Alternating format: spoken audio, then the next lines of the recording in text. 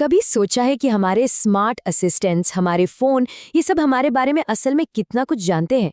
आज हम इसी दुनिया में थोड़ा और गहराई से उतरेंगे। हम देखेंगे कि आर्टिफिशियल इंटेलिजेंस यानी एआई का हमारी प्राइवेसी और हमारे अधिकारों पर क्या असर पड़ रहा है, और वो भी एक कानूनी नज़रिए से। देखिए, एआई हमारी जिंदगी को बहुत आसान बना रहा है, इसमें तो कोई शक नहीं है। पर सवाल ये उठता है कि इस सुविधा के बदले में हम कौन सी कीमत चुका रहे हैं। और ये सिर्फ टेक्नोलॉजी का सवाल नहीं है, ये हमारे मौलिक अधिकारों से जुड़ा एक बहुत ही अहम और ज़रूरी मुद्दा है। चलिए, पहले इसके फायदों की बात करते हैं जो वाकई कमाल के हैं। जरा सोचिए, हेल्थ केयर में डॉक्टरों को बीमारियां जल्दी पकड़ने में मदद मिल रही है। एजुकेशन में हर स्टूडेंट के लिए एक खास लर्निंग प्लान बन पा रहा है। मतलब हमारी जिंदगी हर तरह से बेहतर और आसान हो रही है। लेकिन जैसा कहते हैं, हर सिक्के के दो पहलू होते हैं। ये सारी सुविधाएं हमें मिल तो रही हैं, लेकिन इसकी बुनियाद में हमारा पर्सनल डेटा है। और बस यहीं से हमारी प्राइवेसी यानी हमारी गोपनीयता को लेकर चिंताएं शुरू हो जाती हैं। तो कानूनी नजरिए से देखें तो असली चिंता क्या है? सबसे बड़ी चुनौती ये है कि एआई हमारी प्राइवेसी की जो पारंपरिक समझ है, उसे ही पूरी तरह से बदल रहा है और कई नए खतरे पैदा कर रहा है।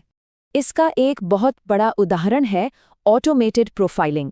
मतलब एक कंप्यूटर प्रोग्राम या एक एल्गोरिदम वो ये तय कर रहा है कि किसी को लोन मिलना चाहिए या नहीं, या किसे नौकरी के लिए इंटरव्यू में बुलाना चाहिए। और ये सब अक्सर हमारी जानकारी के बिना ही हो रहा है। और असली समस्या तो यहीं पर है। ये फैसले अक्सर एक ब्लैक बॉक्स के अंदर लिए जाते हैं। ब्लैक बॉक्स का मतलब हमें ये पता ही नहीं होता कि एल्गोरिदम ने कोई फैसला क्यों और कैसे लिया।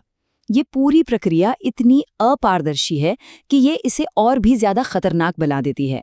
प्रोफाइलिंग के अलावा एआई हमारी सूचित सहमति यानी इन्फॉर्म्ड कंसेंट के कॉन्सेप्ट को भी कमजोर कर रहा है।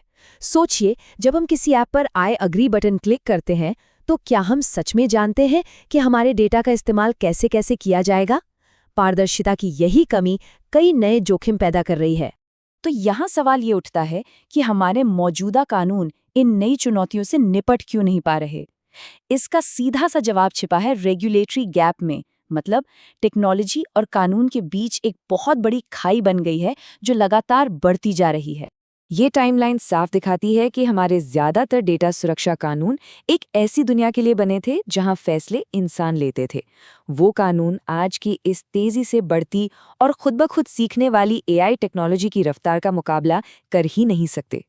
लेकिन हर चुनौती के साथ एक समाधान भी होता है, और यहाँ पर कानूनी व्यवस्था इसका जवाब किसी नए टेक कानून से नहीं, बल्कि हमारे संविधान में दिए गए सबसे बुनियादी, सबसे मौलिक अधिकारों का इस्तेमाल करके दे रही है। साल 2017 ये एक गेम चेंजर था। भारत के सुप्रीम कोर्ट ने एक ऐतिहासिक फैसला सुनाया जिसने सब कुछ बदल दिया। कोर्ट ने साफ साफ कहा कि प्राइवेसी या गोपनीयता ये कोई सुविधा नहीं, बल्कि हमारा एक मौलिक अधिकार है। और इतना ही नहीं, कोर्ट ने इसके लिए एक बहुत ही मजबूत 3 चरणीय टेस्ट भी बनाया। अब सरकार की किसी भी एजेंसी को, जिसमें एआई का इस्तेमाल करने वाली एजेंसियां भी शामिल हैं, इस टेस्ट को पास करना होगा, ये पक्का करने के लिए कि वो हमारे अधिकारों का उल्लंघन तो नहीं कर रहे। तो अब जब हमारे पास ये संवैधानिक ढाल है, तो आगे का रास्ता क्या है? हम ये कैसे पक्का करें कि भविष्य का एआई हमारे अधिकारों का सम्मान करे? कानूनी विशेषज्ञ इसके लिए कुछ बहुत ही ठोस कदम सुझाते हैं। हमें खास तौर पर एआई के लिए डिजाइन किए गए मजबूत कानूनों की जरूरत है। ऐसे आकलन की जरूरत है जो ये पक्का करें कि नए एआई सिस्टम हमारे अधिकारों को न तोड़ें।